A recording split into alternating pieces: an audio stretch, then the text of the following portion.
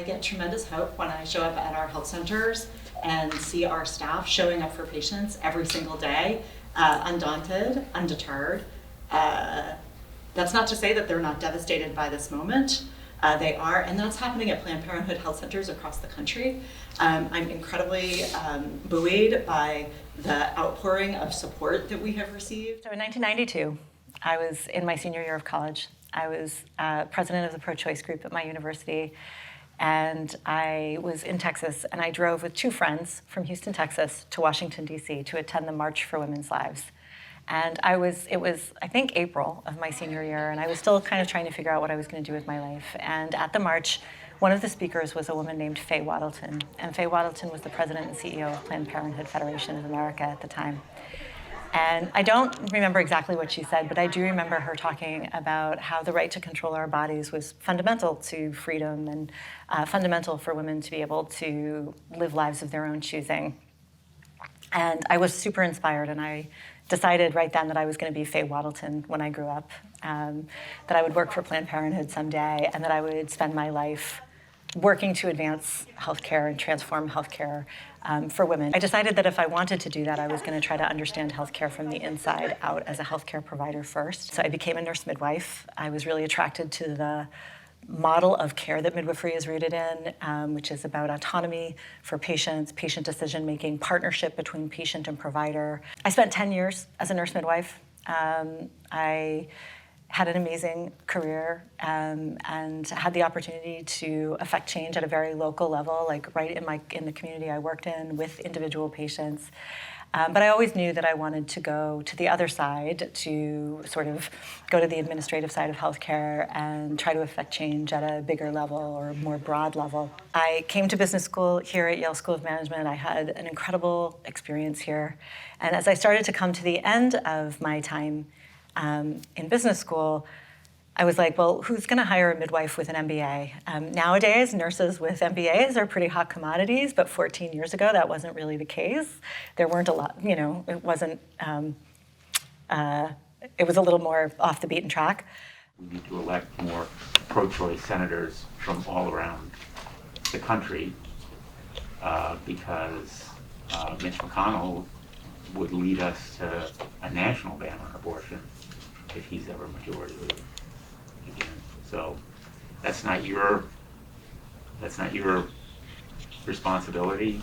You're doing your job. You're doing it really well, but we're going to be behind you 100% every second. I also felt like I had a lot to learn about leadership and about healthcare, and a good way for me to do that would be to become a consultant where I could get broad exposure and experience in the healthcare industry, particularly in the provider side, which is where I was really interested. So I went to work for a healthcare consulting firm called the Chartis Group. I spent 2 years in consulting. The timing, that 2008 to 2010 period where I was there, was right when the Affordable Care Act was being written and really formulated and debated. And I was at a healthcare provider consulting firm where we were trying to understand what this meant for healthcare and how this would change healthcare, what it would mean for our clients. And so I had the opportunity to learn a lot about that. So when I made my next career step to go to a large academic medical center, Yale New Haven Health, I came into Yale New Haven Health in 2010. So now this is when the Affordable Care Act has been voted on. It's starting to be implemented. And it opened up opportunities for me to be part of the organization that was building the infrastructure for population health and building the infrastructure for value-based care and really thinking about how we were going to launch new programs to manage care or coordinate care or be successful in value-based payment arrangements.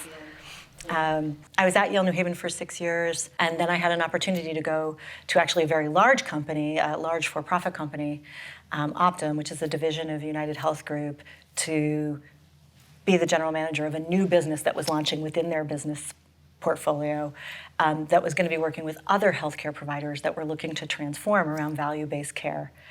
So that was really exciting and sort of entrepreneurial and aligned with what I was doing. But all the while, I was still thinking, like, someday I'm going to be Faye Waddleton when I grow up. Someday I'm going to work at Planned Parenthood. I don't know when that will be.